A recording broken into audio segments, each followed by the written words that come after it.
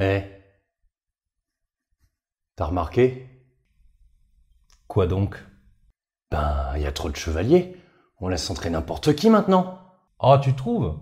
Bon, on n'a qu'à contrôler un peu, je sais pas, genre les meilleurs de chaque année deviennent chevaliers et puis c'est tout. Ah non, mais t'es un malade. Genre, ramener tous les aspirants chevaliers pour les tester et voir lesquels seraient meilleurs, et je sais pas quoi. Non, non, non, non. Il y a des valeurs objectives qui disent la qualité de la chevalerie. Du genre? Pas comme les chevaux, pardi. Le sang, le lignage.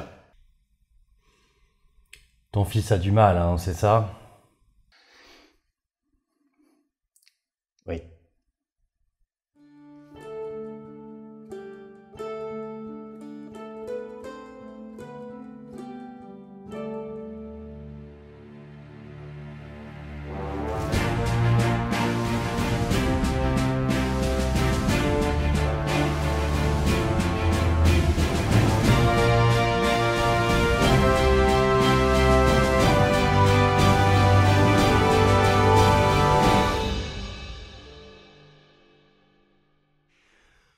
Aujourd'hui, nous entamons notre 5e vidéo d'une série de 8 sur la chevalerie et après avoir parlé de l'Église, on va désormais parler de royauté et de noblesse.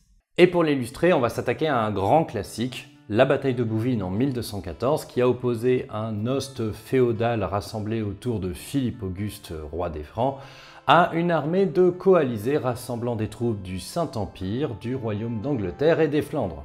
Cette bataille est un objet complexe à analyser historiquement puisqu'elle est un pivot du récit national. On va pas faire de l'histoire de la mémoire de cette bataille, mais Bouvines a longtemps été présenté comme étant un événement fondateur de la France comme nation avec sa royauté et son peuple. Mais nous, on va se détourner de ça pour nous intéresser à ce qu'elle souligne des évolutions au XIIIe siècle des relations entre la chevalerie, la royauté et la noblesse. Et comme d'habitude, on va commencer par donner un peu de contexte. La bataille de Bouvines se déroule dans le cadre d'une compétition très violente entre deux dynasties françaises qui durent depuis au moins 1159. D'un côté, les Capétiens qui tiennent la couronne de France et dont l'emprise féodale est limitée mais solide. Et de l'autre, les Plantagenets qui tiennent plusieurs fiefs dans l'ouest de la France et la couronne d'Angleterre. On a déjà vu les effets de cette concurrence dans notre épisode sur la Grande Guerre méridionale. Pour résumer très brièvement, le roi des Francs, Louis VII, tient un domaine royal limité au sein d'un royaume où il existe des comtés et duchés puissants et relativement autonomes, comme le comté de Toulouse, celui de Champagne ou le duché de Bourgogne.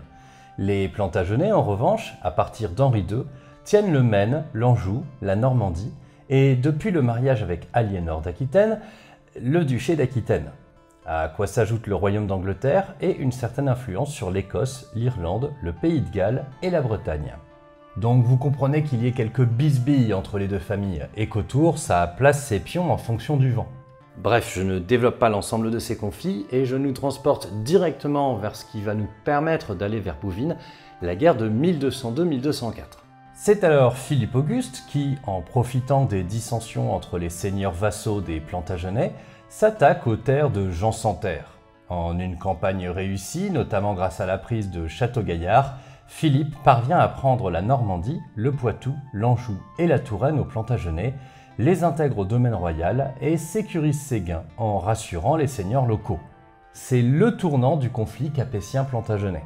Et avant que vous y pensiez, ni l'un ni l'autre ne tiennent leurs surnoms respectifs de ces conquêtes. Pour Jean, c'est parce qu'il n'avait à l'origine hérité d'aucun fief de son père.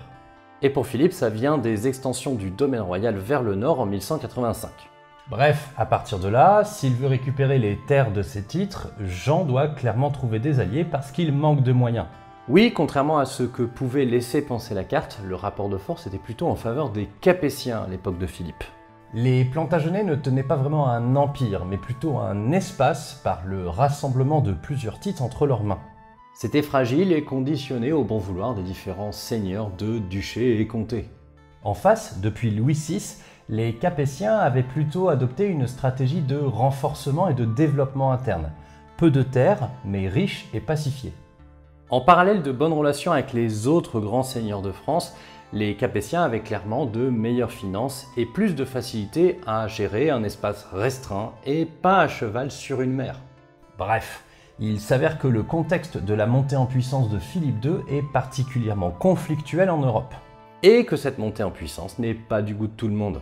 Déjà, on l'a vu dans l'épisode précédent, il y a la guerre dans la péninsule ibérique avec Las Navas de Tolosa en 1212. Il y a aussi la croisade contre les Albigeois, commencée en 1209, qui déstabilise le Languedoc. Et enfin, le Saint-Empire romain qui est entré dans une forme de guerre civile entre Othon IV, empereur couronné en 1209 mais excommunié en 1210 par le pape Innocent III, et Frédéric de Hohenstaufen, roi de Sicile et duc de Souabe. Voilà, ça se fout joyeusement sur la gueule un peu partout. Ainsi, au milieu de ces conflits, c'est des Flandres et plus exactement du comté de Boulogne que va venir l'étincelle. En effet, Renaud de Damartin, comte de Boulogne, de Damartin et de Mortain, désire mettre de la distance avec Philippe et se tourne vers Jean, auquel il rend hommage en 1212. Philippe ne l'accepte pas et s'engage dans un conflit avec Jean et son ancien vassal, mais ces derniers ont trouvé un allié de poids. En la personne d'Othon IV, ce dernier est clairement dans le dur face à Hohenstaufen et a surtout assez mal vécu le soutien que Philippe a apporté à ce dernier. Ainsi, entre les quelques terres à aller récupérer au roi des Francs, la possibilité de gagner un peu de prestige et celle de pouvoir calmer un dirigeant voisin qui monte, il s'engage aux côtés de Jean sans Terre. Mais vous laissez pas avoir, hein. Ça fait grosse alliance comme ça, mais c'est surtout deux dirigeants à la peine, pas très sereins sur leur propre terre, qui s'allient. Car en 1213, c'est bien Philippe Auguste qui est à la manœuvre. Il pille sérieusement le comté de Boulogne pour le punir et organise une invasion de l'Angleterre soutenue par tous les seigneurs puissants de France, excepté le comte de Flandre qui décide de faire défection et de rejoindre le camp plantagenet. Vous comprenez assez rapidement à la vue des cartes que c'est surtout le nord du royaume qui est inquiété par la montée en puissance des Capétiens. Ils s'adaptent en se tournant vers leur concurrent principal, c'est assez classique. Philippe réagit en pillant les Flandres, mais occupé par le siège de Gand, il laisse sa flotte d'invasion sans protection à Damme, où elle est détruite par une flotte anglaise en 1213. Philippe doit abandonner son invasion de l'Angleterre tandis que les coalisés peuvent préparer une double attaque du royaume. Bon, quand on dit double attaque, c'est surtout que les deux veulent mettre la pression sur Philippe par des attaques de différentes directions la même année. Jean doit passer par ses terres au sud-ouest, tandis que Othon, Ferrand et Renaud doivent attaquer par le nord. Les deux manquent vraiment de soutien interne. Othon a du mal à rassembler des forces pour une opération extérieure, surtout vu le contexte de guerre civile du Saint-Empire. Tandis que Jean manque clairement du soutien des barons anglais et doit compenser en recrutant des mercenaires, notamment de Hollande et de Brabant. C'est en février 1214 qu'il débarque à La Rochelle et obtient plusieurs succès importants, notamment en reprenant le Poitou, Angers et Nantes à la mi-juin. Philippe vient à sa rencontre mais préfère ne pas se laisser aspirer et se positionne entre Chinon et Châteauroux pour interdire toute remontée vers le nord. Mais, apprenant le rassemblement en préparation dans les Flandres, il décide de diviser ses forces pour faire face à la nouvelle menace et laisse son fils en charge. Ce dernier intercepte l'armée de Jean en train d'assiéger la Roche-aux-Moines le 2 juillet. L'armée plantagenet se replie quand les chevaliers poitevins, ralliés durant la campagne, refusent le combat. Ainsi, alors que Philippe n'est toujours pas tourné vers une menace diffuse, puisqu'Othon n'est pas encore arrivé dans les Flandres, sa position est clairement renforcée dans le sud. De fait, Jean sans Terre fait déjà campagne depuis plusieurs mois et ses troupes sont certainement fatiguées. Il fixe tout de même 10 000 hommes côté français mais n'obtiendra rien. Au nord, c'est surtout Ferrand de Flandre qui ravage les terres du Hainaut et prend Tournai. Mais Philippe parvient à rassembler rapidement son armée à Péronne. Si Othon rejoint ses alliés à Valenciennes le 23 juillet, Philippe est déjà sur les Flandres et reprend Tournai le 26. Les forces coalisées se placent à proximité de celles françaises, montant leur camp à Mortagne le même jour, à 14 km environ. On ne sait pas trop si c'était voulu, Il y a de bonnes chances pour que les deux armées aient été surprises par leur proximité. Quoi qu'il en soit, dans une telle situation, il faut prendre rapidement une décision.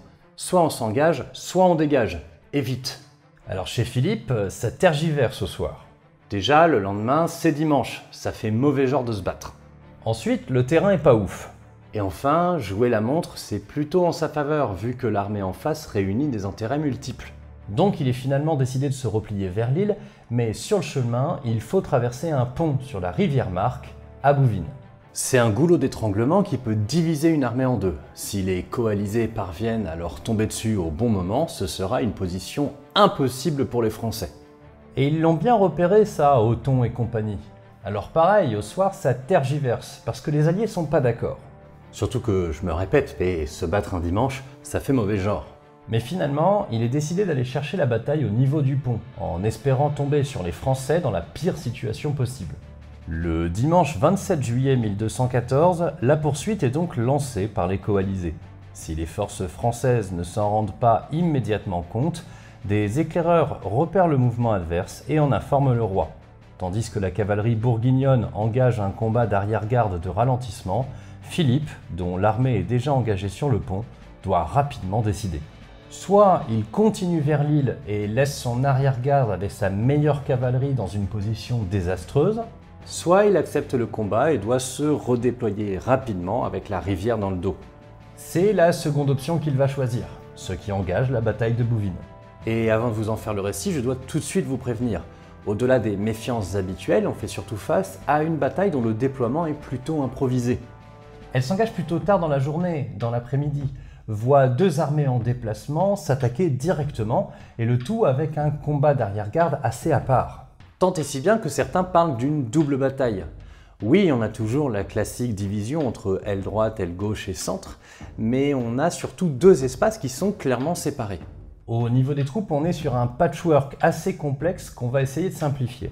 D'un côté comme de l'autre, on est encore clairement sur des armées féodales, comme on en a déjà décrites dans la série, avec des forces autonomes qui viennent rassembler autour d'un seigneur ou d'une commune. Les forces sont assez équivalentes, avec entre 1200 et 1500 chevaliers de chaque côté. Organisées en corps, centrés sur les différents seigneurs qui les ont amenés. Ainsi, Philippe a ses propres chevaliers, les chevaliers de l'Autel, tandis que l'évêque de Senlis et le duc de Bourgogne rassemblent sur la droite française 600 chevaliers. Ajoutez côté français 300 sergents montés, des servientes, une cavalerie d'appoint sûrement moins protégée que la chevalerie et surtout moins considérée socialement. Enfin, de l'infanterie, entre 5 et 6 000 côté français, essentiellement issus des communes de Paris et d'Arras, ainsi que des hostes ecclésiastiques ou seigneuriales. Et entre 7 et 8 000 côté coalisé, à peu près pareil mais avec une composante mercenaire plus marquée. Et oui, je sais, la question de l'infanterie à cette époque est tout à fait intéressante, mais on n'a pas le temps. Retenez que Bouvines, c'est pas seulement une bataille de chevaliers, même si elle est également loin d'être une bataille populaire telle qu'elle a pu être dépeinte plusieurs fois.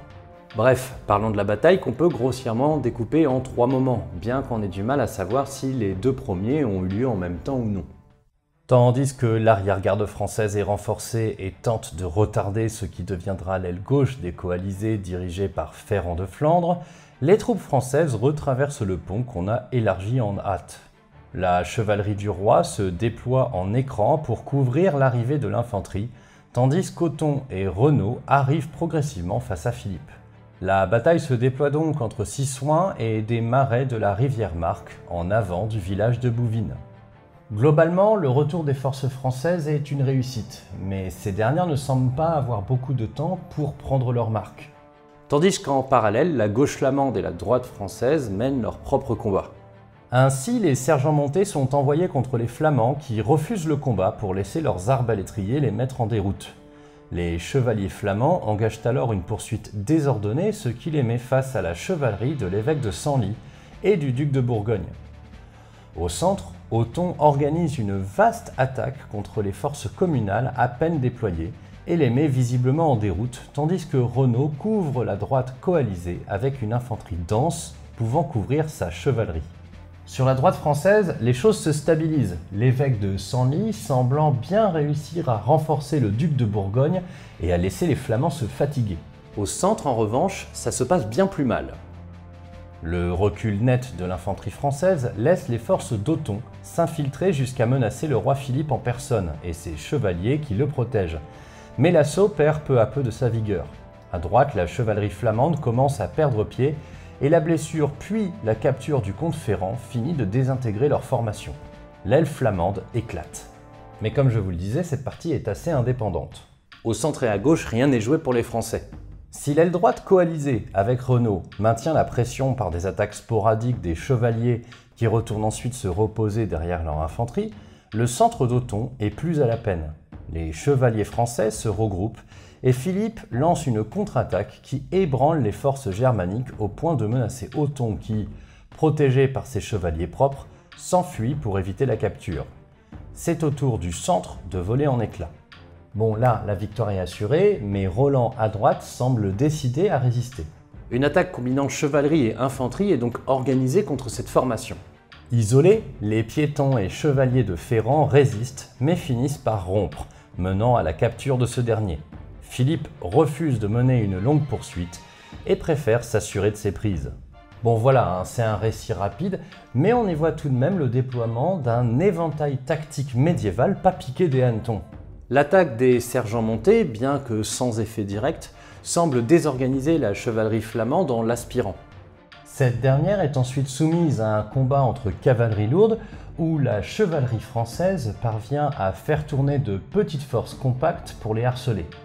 Au centre, on a des assauts d'infanterie et de cavalerie, menant certainement à des mêlées et avec de nombreux chevaliers qui devaient démonter pour combattre à pied. Pour défendre leur seigneur ou se regrouper plus facilement. Et au milieu de tout ça, une contre-attaque française a pu être organisée au centre pour renverser le choc et l'inertie du combat. Enfin, sur l'autre aile, on perçoit un emploi combiné d'infanterie et de cavalerie lourde. Cette dernière s'élançait pour pouvoir avoir un effet de choc, mais dès qu'elle se fatiguait, elle pouvait aller se réfugier derrière une formation dense de piétons bien serrés. En bref, c'est une bataille complexe que l'on ne peut reconstruire que par morceaux, et où affleure le rôle tactique d'autres troupes que la chevalerie. Toujours est-il que le résultat est sans appel. Si les pertes semblent équivalentes, autour du millier de chaque côté, les Français sortent de la bataille avec 131 chevaliers ennemis capturés. Dont 25 bannerets qu'on va définir par la suite, et surtout 5 comtes, parmi lesquels le demi-frère de Jean Santerre, et surtout les 2 comtes qui avaient trahi, Renaud de Damartin et Ferrand de Flandre. C'est donc une brillante victoire pour Philippe qui fut briser à la fois ces 2 comtes, en les gardant prisonniers un bon moment et en dépossédant Renaud au profit de son fils. Et la coalition en elle-même. Les Flandres sont désormais maîtrisées, tandis qu'Othon rentre au Saint-Empire humilié, surtout qu'il a perdu les insignes impériaux durant la bataille. Cette victoire permet donc, avec l'échec de Jean Santerre au sud, de mettre un terme au conflit. Et cela amène à la signature du traité de Chinon en septembre 1214.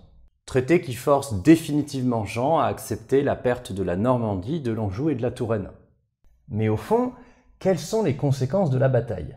Il est souvent dit que la bataille de Bouvines est fondatrice de la nation française, qu'elle serait un jalon essentiel, voire l'acte de naissance de la France. Alors vous connaissez l'histoire à force, on va être obligé de nuancer un tout petit peu. Mais avant, parlons des conséquences pour les intérêts qui ne sont pas capétiens. Déjà, dans les Flandres, avec 2 comtes emprisonnés, l'autorité comtale en prend un sacré coup. Conséquence de quoi, les villes en profitent pour augmenter leur autonomie, nourrissant la montée en puissance communale dans la région. Ça accélère un processus d'autonomisation déjà à l'œuvre depuis un moment, mais à terme, ça va devenir un vrai problème pour le roi de France. Dans le Saint-Empire, Othon se retrouve isolé et doit aller se cacher à Brunswick, laissant l'initiative à son concurrent Frédéric. Résultat, Othon est déposé en 1215 et Frédéric Hohenstaufen devient le nouvel empereur du Saint-Empire, mettant un terme au conflit interne. Du coup, un gagnant indirect à tout ça, c'est le pape Innocent III, qui vient de voir une série de victoires allant dans le sens de ses engagements politiques. Las Navas de Tolosa en 1212, que nous avons déjà vu, Muret en 1213, qui calme l'Aragon dans sa volonté de soutien au comté de Toulouse dans le cadre de la croisade contre les Albigeois, et maintenant Bouvines, qui fait chuter Othon IV et lui laisse les mains libres en Italie. Une situation qui lui permet de convoquer le 3e concile de Latran en 1215, où il renforce le pouvoir de la papauté sur la chrétienté. Bon, vous voyez que Bouvines rebat un peu les cartes, mais dans la continuité des tensions déjà existantes en Europe occidentale. Et pour les Plantagenets, c'est pareil. Alors, on cite souvent la signature en 1215 de la Magna Carta, concession importante du roi d'Angleterre aux barons anglais, comme une conséquence de Bouvines. Et globalement, c'est vrai, Jean, qui n'était pas soutenu, vient de perdre énormément d'argent et de moyens dans son entreprise continentale. Ainsi, le double échec de La Roche-aux-Moines-Bouvines laisse de la place aux barons anglais pour s'imposer, et il s'impose assez facilement avec la Magna Carta. Mais se concentrer sur cela efface 2 choses. l'avant et l'après. Déjà, les barons anglais, ça fait un moment qu'ils étaient gesticulants. Jean sans Terre n'arrivait pas à les contrôler. Ce qui se voit dans son besoin de mercenaires pour attaquer Philippe en 1214 d'ailleurs. Et je ne vous parle pas de tout un tas d'autres facteurs, comme l'influence juridique des croisades ou quelques disputes qui font de Jean sans Terre un vassal d'Innocent III. Mais surtout, il ne faut pas oublier que le traité de Chinon n'a pas vraiment tout réglé. Il reste le Poitou, dont le sort n'a pas été réglé, et puis surtout, Philippe n'a pas abandonné son projet d'invasion de l'Angleterre et pourquoi pas de s'emparer de sa couronne. Et l'affaire de la Magna Carta, elle rallume immédiatement le conflit. Je vous la fais très courte, mais en gros, Innocent III, pour protéger son vassal Jean, rejette la Magna Carta. Ainsi, parmi les barons, certains se constituent en rebelles et font appel au fils de Philippe, Louis, pour leur venir en aide en lui offrant rien moins que la couronne d'Angleterre. Alors Louis accepte, donc est excommunié, mais Philippe laisse faire parce que c'est quand même une belle occasion. Double jeu plutôt classique, hein. Si son fils l'emporte, à terme ça fera rentrer la couronne d'Angleterre dans le giron capétien, ce qui réglerait définitivement la question Plantagenet. Résultat, en un mot commençant, Louis lève une grosse armée, débarque en Angleterre, y opère pendant un moment, puis perd la bataille de Lincoln en 1217. Louis doit abandonner ses prétentions sur la couronne d'Angleterre et c'est Henri III, fils de Jean mort en 1216, qui s'impose. La Magna Carta, elle, n'est stabilisée qu'en 1225 et en échange de la mise en place d'un impôt considérable. Ainsi, outre les conquêtes des Capétiens sur les terres plantagenets en France qui ne laissent à cette famille que l'Aquitaine, la bataille de Bouvines a aussi accéléré la séparation de la France et de l'Angleterre. En effet, depuis Guillaume le Conquérant et encore plus depuis Henri II, les rois d'Angleterre étaient des seigneurs issus de France. Et ces seigneurs gardaient clairement leur centre de gravité sur le continent. Après Bouvines, ce n'est plus le cas. Certes, c'est encore une famille d'origine française qui y règne, mais celle-ci se construit désormais plus culturellement et politiquement comme anglaise. Ils gardent tout de même un certain lien avec les différentes familles puissantes en France, hein. Sinon ils n'auraient jamais pu se permettre de réclamer la couronne pendant la guerre de 100 ans. Mais voilà. Ceci étant, il convient maintenant pour nous de nous pencher sur les effets de la bataille de Bouvines pour les Capétiens. Et de fait, ils sont pas énormes. Bon ok, je charrie un peu, mais on va expliquer. Si on se penche exclusivement sur la suite, on peut dire que cette bataille ne fait que confirmer, affermir des changements qui étaient à l'œuvre depuis un moment. Un renforcement extraordinaire du pouvoir capétien, une suprématie confirmée de cette famille sur les autres puissants seigneurs de France. Une pacification interne du royaume, un effondrement des possessions plantagenées sur le continent. Un gouvernement royal administré qui s'impose et une place gagnée parmi les familles les plus puissantes d'Europe. Tout ça, ça n'a pas eu lieu grâce à Bouvines. On trouve les débuts de ces dynamiques sous Louis VII, 2 générations avant Philippe. Et ça ne s'arrête pas non plus à Bouvines, hein. Ces différents renforcements du pouvoir royal capétien continuent au moins jusqu'à Saint-Louis, voire Philippe le Bel. Alors oui, s'il avait perdu cette bataille, il est fort probable que Philippe ait été grave dans le mal. Mais sa victoire en elle-même, elle ne crée rien, si ce n'est une occasion d'ancrer ces transformations déjà à l'œuvre depuis un moment. Et ça tombe bien parce que ce sont ces transformations qui nous intéressent. Oui, car nous sommes toujours là pour parler de la chevalerie. Et Bouvines, en marquant un jalon important de la mise en place de la relation entre chevalerie et royauté, est très intéressante. En effet, cette relation qui se renforce a des conséquences profondes sur la chevalerie elle-même. Alors jetons-y un œil. Jusqu'ici, nous avons soulevé la dimension décentralisée des forces armées seigneuriales et la relation de service que représentait la chevalerie. Mais progressivement, notamment par un effort de pacification interne mené par les plus puissants seigneurs pour contrôler les guerres privées, il se met en place une forme de relation entre les États naissants et la chevalerie dans sa globalité. Souvenez-vous, dans l'épisode précédent, nous avons parlé des notions de trêve de Dieu et de paix de Dieu. Ces deux notions ont pu être mobilisées par les comtes, les ducs ou les rois pour calmer leurs vassaux trop remuants. Cela a favorisé petit à petit une certaine paix intérieure, favorable au développement et au commerce. Mais ça a aussi créé une petite contradiction. D'un côté, les États naissants veulent réprimer les fauteurs de troubles, et de l'autre, il leur est bien utile d'avoir à disposition une population d'hommes rompus à la guerre. Les chevaliers deviennent donc des problèmes, mais aussi des solutions. Ce sont des acteurs privilégiés. L'exemple de la France est tout à fait à propos. Louis VI, dont le règne commence en 1108, s'évertue à pacifier le domaine royal. Il fait des petites campagnes mais efficaces et cela profite au développement économique de ses terres propres. Il se risque même à quelques guerres pour punir des seigneurs du royaume.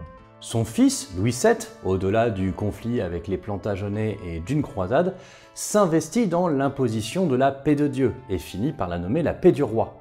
Il proclame même une paix générale dans le royaume de 10 ans en 1155, tout en continuant à contrôler de manière efficace les seigneurs turbulents. Ça n'a l'air de rien puisqu'en termes de conquête, ça n'apporte pas grand-chose, mais ça fait clairement des Capétiens et du roi des Francs une clé de voûte du royaume. Louis VII s'impose ainsi en faiseur de paix au sein de celui-ci. Il arrive à faire accepter sa justice, même s'il doit composer avec les différents enjeux politiques des comtes. Philippe Auguste hérite de ce travail et continue dans cette lancée, en entretenant de petites campagnes efficaces et une forte tendance au pillage punitif. Oui, parce que c'est dingue à dire, mais dans son règne important en termes de conquête, Philippe n'a connu qu'une seule vraie bataille, Bouvines. Le reste des résultats, c'est beaucoup plus profond, construit, progressif. Du coup, oui, son armée est encore un conglomérat de courts armées personnelles qu'il arrive à rassembler seulement sur des périodes assez limitées. Mais il y a aussi des transformations qui nous révèlent des tendances de fond. Déjà, il y a un truc génial qui s'est mis en place, une administration royale. Le début du géant de papier. On contrôle les impôts, on note les recettes et les dépenses, on a des registres. Tout un personnel dédié qui se balade dans le domaine royal, qui s'occupe d'intégrer les nouvelles terres, qui archive. Ça rationalise et améliore vraiment les rentrées d'argent de la couronne. Et ça permet d'avoir une certaine connaissance des moyens à disposition du royaume, notamment en termes de chevaliers mobilisables. On a ainsi des listes qui sont faites par région, permettant d'appeler plus facilement les forces à disposition, ce qui explique aussi la rapidité de Philippe à réagir aux invasions de 1214. Et comme on met plus clairement les services dus par écrit, les choses deviennent beaucoup plus, si vous me permettez le jeu de mots, lisibles. Et ce d'autant plus que l'idée d'un roi faiseur de paix laisse apparaître celle d'un intérêt commun défendu par le roi. Puisque le royaume a la paix grâce au roi, il est normal que ce dernier puisse appeler les chevaliers à sa défense. Et ça, c'est une logique qui, sous Philippe Auguste, est encore clairement féodale. Mais elle va s'autonomiser du lien seigneurial pendant tout le XIIIe siècle, notamment sous Philippe III et Philippe le Bel. Ces derniers transforment le service d'ost en service au roi. Ils créent une obligation militaire en somme, avec une amende si vous venez pas, et ce, que ce soit une guerre défensive ou offensive. Bon, par contre, en échange, le royaume vous paye une solde. C'est vraiment une transformation profonde. La chevalerie est progressivement mise au service de la couronne. Elle devient mobilisable en soi. Et ça ne se fait pas sans contrepartie. Alors il y a la solde, oui, mais surtout, la couronne commence à s'investir dans la stabilisation du statut social de la chevalerie. Et pour comprendre ce qu'il se joue au XIIIe siècle, il va nous falloir faire un petit détour pour parler noblesse. Mot que l'on connaît tous, mais dont l'objet est finalement assez flou. La noblesse désigne-t-elle une qualité que l'on aurait, l'appartenance à certaines familles ou une classe sociale ? C'est justement quelque chose qui travaille beaucoup le bas Moyen-Âge, période durant laquelle la notion de noblesse se stabilise et avec elle la population dite noble. Et la chevalerie est au cœur du processus.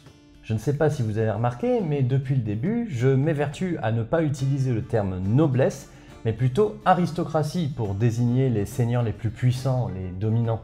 Et ce n'était pas un hasard. En effet, la notion de noblesse s'appuyait globalement sur une idée de parenté, de famille au sens très large. La noblesse n'était donc pas une classe sociale stabilisée, avec une caractérisation stricte, une conscience d'elle-même. C'était plutôt une qualité qu'on nous prêtait en fonction de nos aïeux. C'était associé à la famille, une supériorité morale simplement héréditaire. Personne, avant le XIIIe siècle, ne se désignait lui-même comme noble. On était ainsi plus ou moins noble, indépendamment de sa puissance. Et les milites, la chevalerie, n'avaient pas grand-chose à voir avec ça. Les deux notions n'allaient pas particulièrement de pair.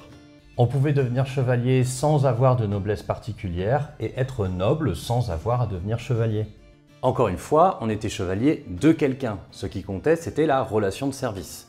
Mais petit à petit, plusieurs discours œuvrent à expliquer, classer l'organisation sociale, ce qui participe à stratifier, fermer les catégories.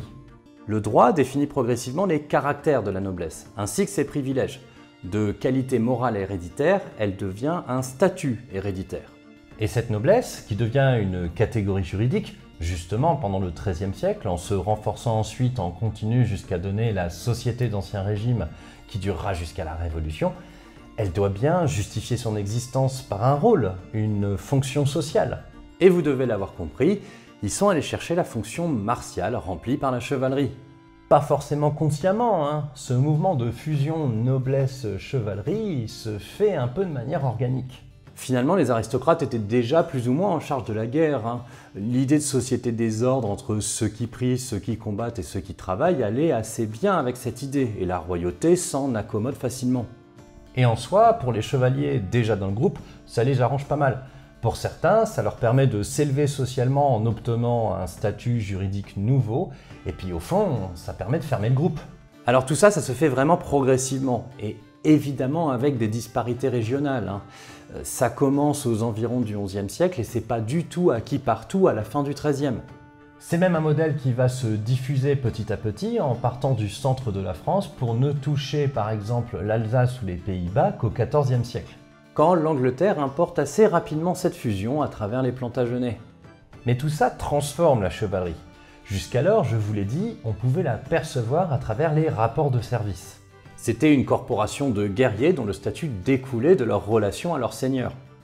Mais entre la noblesse qui s'installe juridiquement et fusionne avec la chevalerie, et la royauté qui s'impose en tant qu'arbitre des relations internes et devient une puissance à servir, on ne peut plus devenir chevalier comme ça. En faisant de la noblesse, qualité héréditaire, une catégorie juridique, et des chevaliers des nobles, la chevalerie se ferme de facto aux non-nobles. Des frontières juridiques de plus en plus strictes et contrôlables sont mises en place, et un arbitre s'impose pour les faire appliquer, la royauté. Ainsi, à partir du milieu du XIIIe siècle, on ne peut plus devenir chevalier qu'en étant noble, ou par prérogative princière. Soit vous êtes bien né, soit vous êtes assez riche pour vous acheter un fief important et ainsi être reconnu comme noble par le roi.